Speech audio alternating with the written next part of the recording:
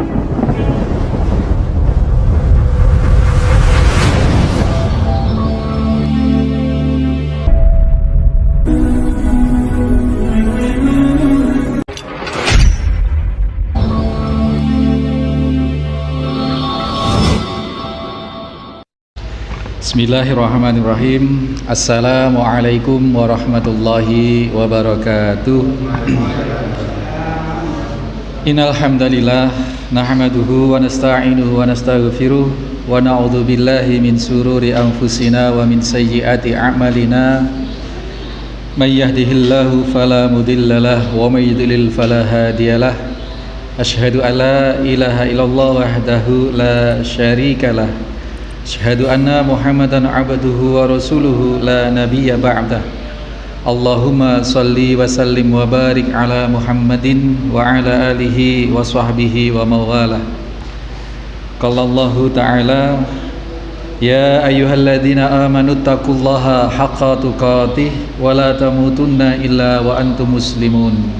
Qala Allah ta'ala, ya ayyuhana suttaku rabbakumul ladzi khalaqakum min nafsin wahidah wa khalaqa minha zawjaha wa batha minhuma rijalan katsiran wa nisaa'a wattaqullaha alladzi tasaaluna bihi wal arham innallaha kana 'alaikum raqiba. Ya ayyuhalladzina amanu taqullaha wa qulu qawlan shadida yuslih lakum a'malakum wa yaghfir lakum dhunubakum wa may yuti'illaha wa rasulahu faqad faza fawzan 'adzim. Innal asdaqal hadis kitabullah ta'ala wa khairal hadyi hadyu Muhammad sallallahu alaihi wasallam wa sharral umur muhdatsatuha wa na'udzubillahi min dzalik. Ma'asyiral muslimin wal muslimat, jamaah salat maghrib Masjid Al Muslimun Curah Juru Panji Situbondo rahimani wa rahimakumullah.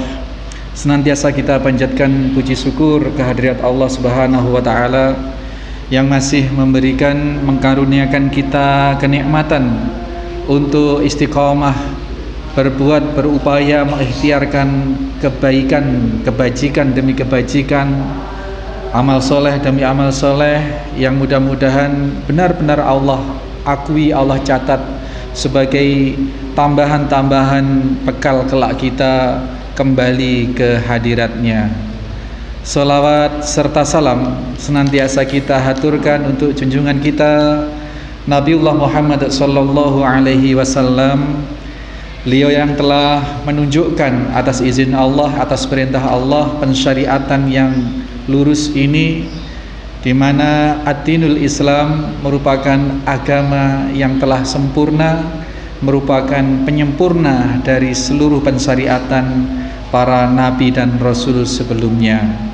Maka kita sudah dicukupkan untuk hanya menggenggam erat dua pusaka yang diwariskan oleh Nabiullah Muhammad SAW, yakni Al-Quran dan As-Sunnah ini, digenggam, digigit dengan gigi geraham yang erat-erat sehingga kita tidak terlepas dari alur, dari aturan apa-apa yang telah disyariatkan di dalam Al-Quran dan As-Sunnah. Di antara ikhtiar kita mempelajari, mendalami, menelaah As-Sunnah adalah kita menyelenggarakan thalabul ilmi, kajian setiap malam Jumat ini. Takmir berinisiatif untuk melakukan, memberikan sarana kepada umat jamaah Masjid Al Muslimun untuk menggelar thalabul ilm, majlisul zikr, tempat di mana halal haram dari pensyariatan yang sahih ini dibahas. Kita kemas dengan kajian kitab Ar-Riyadhus As-Shalihin karya besar Imam An-Nawawi rahimahullahu ta'ala, di mana malam hari ini kita sudah sampai di bab 3, yakni babus sabar. Setelah kita urai tentang pendahuluan 6 ayat yang telah disitir oleh Al-Imam An-Nawawi rahimahullahu ta'ala, pekan lalu kita sudah memasuki hadis yang pertama di bab sabar ini, yang di dalam rangkaian keseluruhan hadis kitab ini menempati urutan hadis yang ke-25, hadis dari sahabat An Abi Malik Al-Harits Ibni Asim Al-Ash'ari radhiyallahu anhu, bahwasanya beliau sahabat radhiyallahu anhu ini menyatakan bahwa qala Rasulullah sallallahu alaihi wasallam, Nabi sallallahu alaihi wasallam telah bersabda, at-tuhuru satrul iman, kesucian itu merupakan separuh dari iman, walhamdulillahi tamla'ul mizan, kalimat alhamdulillah itu memenuhi, beratnya memenuhi timbangan mizan di yaumil qiyamah kelak. Wa subhanallahi walhamdulillahi tamla'ani au tamla'u ma bainas samawati wal ard. Kalimat subhanallah walhamdulillah ini memenuhi, keduanya memenuhi seluruh ruang antara bumi, langit dan bumi. Kemudian dilanjutkan butir-butir nasihat Nabi ini, butir-butir prinsip kaidah agama kita ini. Wassalatu nurun, salat itu cahaya. Wassodaqatu burhanun, sedekah itu bukti kesungguhan iman kita, burhan, bukti. Wassobru diyaun, sabar itu obor. Nanti akan kita bahas apa itu nurun, apa itu diyaun. Tempo hari sudah sekilas kita sampaikan kalau nur itu terang, tidak mengandung hawa panas. Kalau diyaun itu terang tetapi mengandung hawa panas, kayak obor, kayak nyala api. Wal Qur'anu hujjatalak au alaik, Quran itu menjadi hujah bagi kita atau bahkan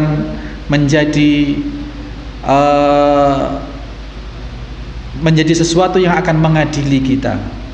Ini ada dua mata pisau ya Al-Quran itu.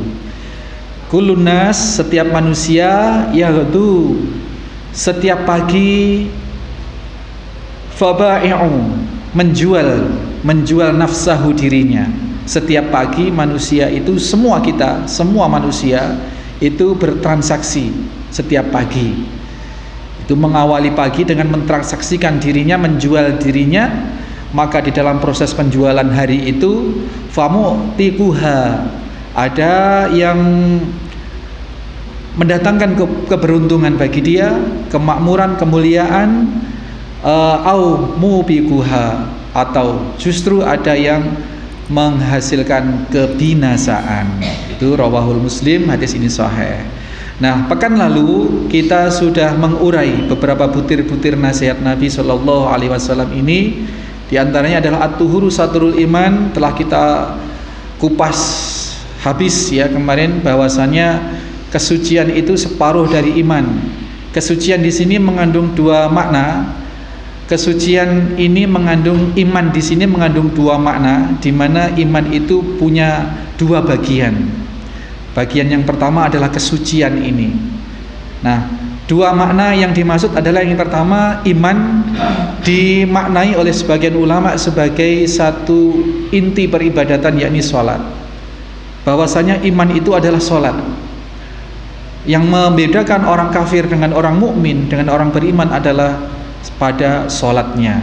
Maka at-tuhuru satrul iman, sholat, keutuhan iman, keutuhan ibadah sholat, keabsahan sholat hanya akan bisa diraih apabila melakukan rukun yang setengahnya, yakni bersuci.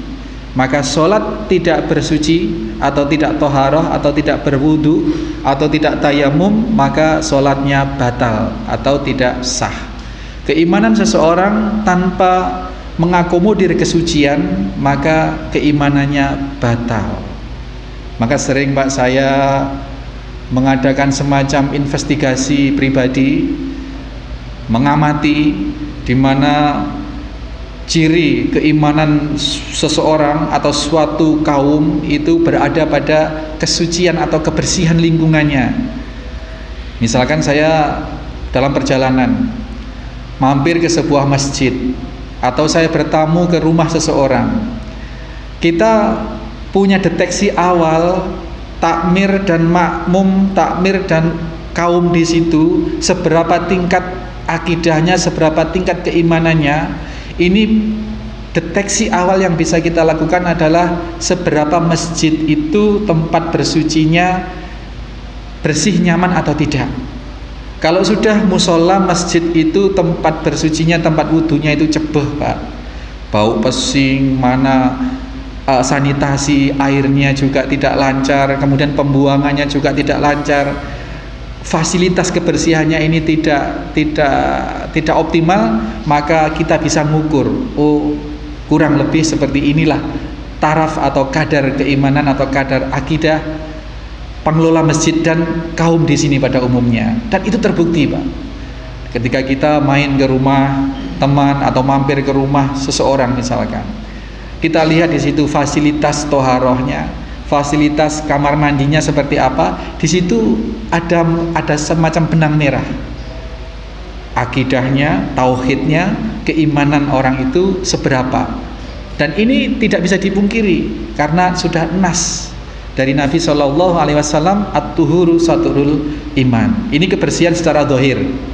Kemudian sebagian ulama kemarin sudah kita urai bahwa iman yang dimaksud di sini adalah kesatuan Islam kita ini, kesatuan keimanan kita ini terdiri dari dua segmen. Kemarin kita sudah urai segmen mensucikan segala sesuatu bentuk kekotoran yang ada dalam jiwa kita.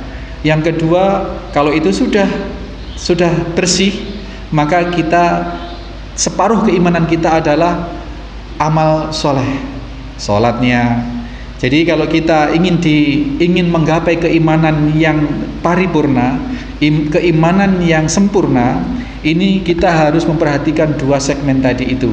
Kita bersihkan hati kita, spiritual kita dari segala bentuk kekotoran hati, kekotoran ucapan, kekotoran pikiran.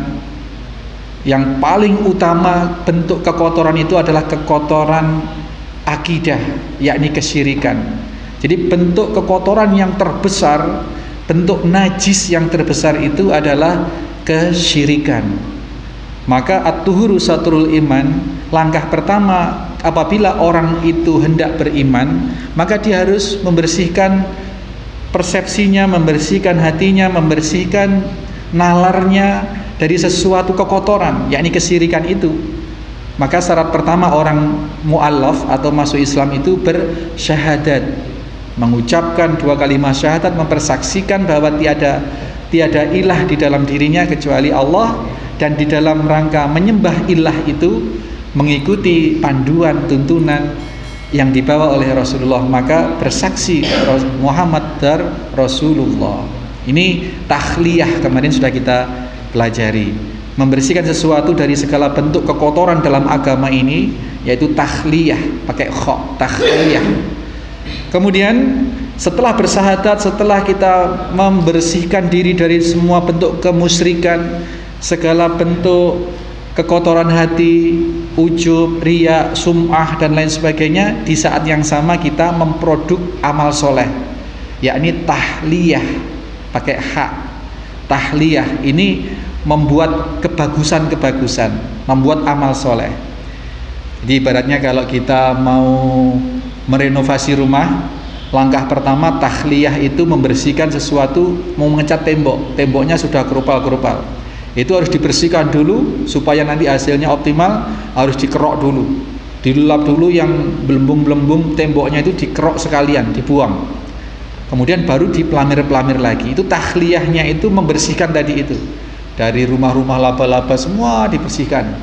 Kemudian setelah bersih, tahliyah sudah, membersihkan diri, tauhid sudah, kemudian baru menunaikan yang diperintahkan, dipelamir-pelamir, dicat-cat, dihias-hias tembok itu. Demikian juga jiwa kita, setelah bersih dari kesyirikan, sudah bersaksi tidak ada ilah kecuali Allah, tidak ada tuntunan yang wajib diikuti, yang boleh diikuti kecuali tuntunan Rasulullah SAW, maka kita mulailah berwudu, kemudian sholat, kemudian belajar baca Al-Quran. Itu tahliyah. Nah itu ya, jadi at-tuhuru satrul iman. Jadi ada dua pengertian tadi itu, dan insya Allah sudah sangat jelas.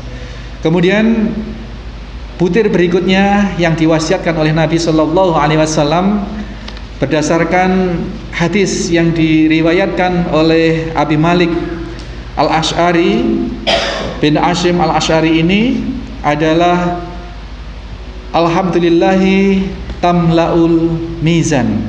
Kalimat alhamdulillah itu kemarin juga sudah kita singgung. Kalimat alhamdulillah itu memenuhi timbangan. Baqiyat as-sholihah, seluruh bentuk pujian ini terangkum di dalam kalimat alhamdulillah. Kemarin sudah saya bahasakan kitab kuning itu, kalau kita ngaji kitab semua kitab itu pasti di muqaddimahnya ada alhamdulillahirabbil alamin. Itu diterjemahkan juga alhamdu utawi sekaing puji iku lillahi kagungane Gusti Allah. Utawi sekaing puji, segala bentuk pujian. Nah, kita kemudian dalami bentuk pujian itu macamnya seperti apa. Baqiyat as-sholihah itu ternyata ada 4, Pak. Ada 4 kategori. Yakni yang pertama, dan 4-4-nya ini semua terkandung di dalam kalimat alhamdulillah. Maka kita kalau mau simple, mau meringkas semua bentuk zikrullah, semua bentuk baqiyat as-sholihah, bentuk pujian kepada Allah, ini terangkum di dalam kalimat alhamdulillahirabbil alamin. Maka sering-sering ucapan alhamdulillah dengan niat merangkum semua bentuk pujian kepada Allah Subhanahu wa taala. Yang pertama, memuji Allah atas kesempurnaan zatnya. Ini bentuk-bentuk baqiyat as-sholihat tadi itu, bentuk-bentuk pujian yang kemudian dirangkum dalam satu kalimat alhamdulillah tadi itu. Itu memuji Allah atas segala kesempurnaan sifat Allah. Ya, misalkan masya Allah, segala kehendak itu milik Allah, misalkan segala bentuk. Yang kemudian yang kedua, mensucikan Allah dari segala bentuk kekotoran. Misalnya kalimat subhanallah, misalkan maha suci Allah. Maka ketika kita melihat sesuatu keagungan Allah, melihat matahari yang bersinar demikian cerahnya, masya Allah, gitu ya. Jangan kebalik. Dan kalau melihat sesuatu yang negatif, melihat bangkai, melihat apa begitu, melihat sesuatu yang jorok atau melihat sesuatu kehancuran, misalkan gedung hancur, itu bentuk zikrullahnya adalah subhanallah. Kalau kita melihat sesuatu yang hancur, maka maha suci Allah dari kehancuran semacam itu. Maka zikirnya adalah subhanallah. Kalau melihat sesuatu yang mengagumkan, masya Allah, atau Allahu Akbar, Allah maha besar. Ini kita sering kebalik ini, dan ini sering dibahas di dalam konten-konten. Biasanya dibahas kapan menyebut subhanallah, kapan menyebut masya Allah, kapan menyebut Allahu Akbar. Karena sering kebalik. Nah, ketika kita berkendara, jalannya turun, jurang misalkan, juga jalannya turun, menakutkan, ya kita subhanallah. Itu artinya maha suci Allah dari segala bentuk kerendahan semacam ini, segala bentuk yang membahayakan semacam ini. Itu mensucikan Allah.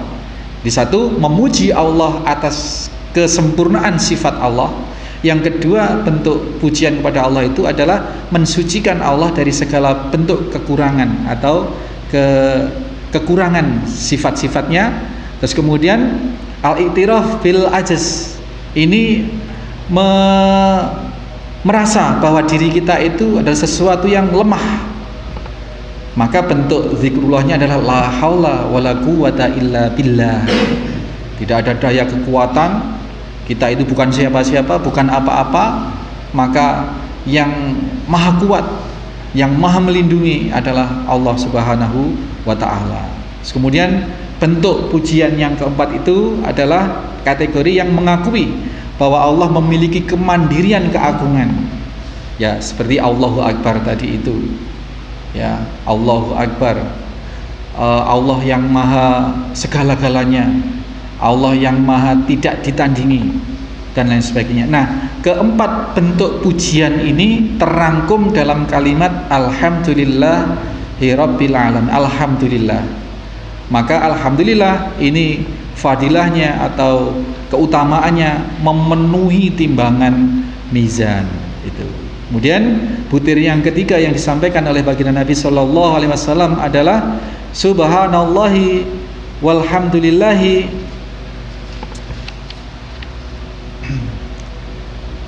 subhanallahi walhamdulillahi tamla'ani au tamla'u ma bainas samawati wal ardh. Dua kalimat subhanallah walhamdulillah ini keduanya memenuhi ruang antara langit dan bumi. Kenapa demikian? Karena dua kalimat ini mewakili keutuhan keimanan atau keutuhan al-Islam tadi itu, yang meliputi tahliyah. Subhanallah, maha suci Allah, ini adalah bentuk tahliyah, menyingkirkan segala kekurangan-kekurangan, sifat kekurangan dari Allah Subhanahu wa taala. Subhanallah. Walhamdulillah, alhamdulillah ini adalah merupakan satu bentuk pujian, pengagungan,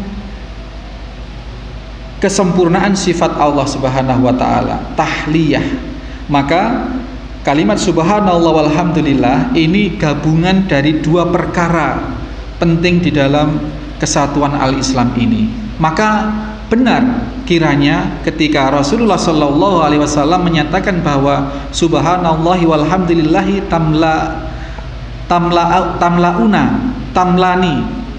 tamlani au tamla'u ma bainas samawat, memenuhi seluruh ruang antara bumi dan langit dan bumi, karena menggabungkan dua perkara besar tadi itu, mensucikan Allah dari segala bentuk kekurangan dan mengagungkan Allah dengan segala bentuk pujian keagungan Allah tadi itu. Ini